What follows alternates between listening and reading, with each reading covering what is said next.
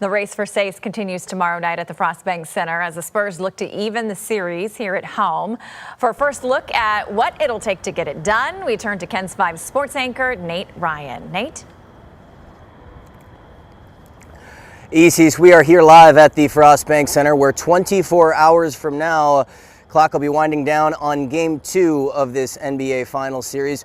New York Knicks came into this building last night, stole Game 1, went on an 11-0 run to close the proceedings. Spurs have been in a 1-0 hole in series before in this playoffs, most notably 1-0 against the Minnesota Timberwolves in the conference semifinals, but this is not the conference semifinals. As you can see from the banner behind me, this is the big stage. A lot of Spurs fans probably going to be struggling to sleep tonight knowing the number 70. 70% of the time, the winner of Game 1 in the NBA Finals goes on to win the series. That's a number that's going to keep fans up at night tonight. But here are the numbers I'm more concerned with, taking a look inside my notebook from Game 1. I mentioned that 11-0 run to close it last night for New York.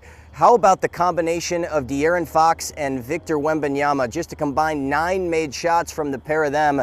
Need that number to go up if the Spurs are going to try to contend in Game 2. How about the 26% shooting from downtown last night? Just 11 from 43 from downtown were San Antonio. A lot of those misses coming in the fourth quarter when the Knicks were able to come back in the ballgame and eventually pull away. They're going to need De'Aaron Fox to step up. They're going to need Keldon Johnson to step up. This is the sixth man of the year, only played 8 minutes in last night's ballgame. That's the first time Keldon has played lower than 10 minutes in any playoff game so far this season. Another number, 6, Victor Wembanyama with 6 turnovers last night. That's his postseason career high. All those numbers just go to show that the Spurs were not at their best last night. And that's something that's got this San Antonio locker room feeling very optimistic heading into Game 2. Well, I mean, if I had to think of one thing, it's, most of our first time being in the finals. So obviously a big moment for a lot of us. Obviously we're overly excited to, get out there and play. Really, I think the reason we lost that game isn't even technical. It's not even technical, tactical. It's we need to approach the game with a better mental state. I don't think we have anything to be too worried about. I mean, obviously we feel like we're the better team, and we didn't play well and still had a chance to win. So, if we take one thing from that, just going back to being ourselves and focusing on the right things.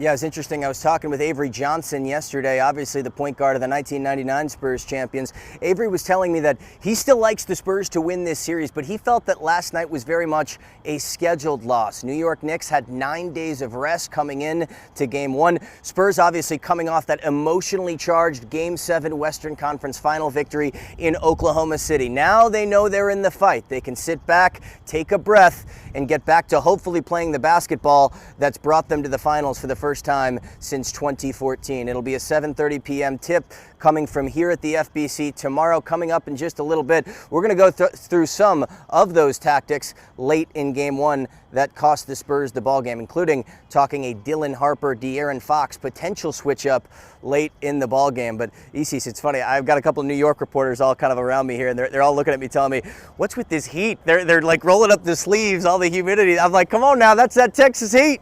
We're not in Manhattan anymore. It's hot down here in San Antonio, but 7:30 p.m. tip from here tomorrow night at the FBC.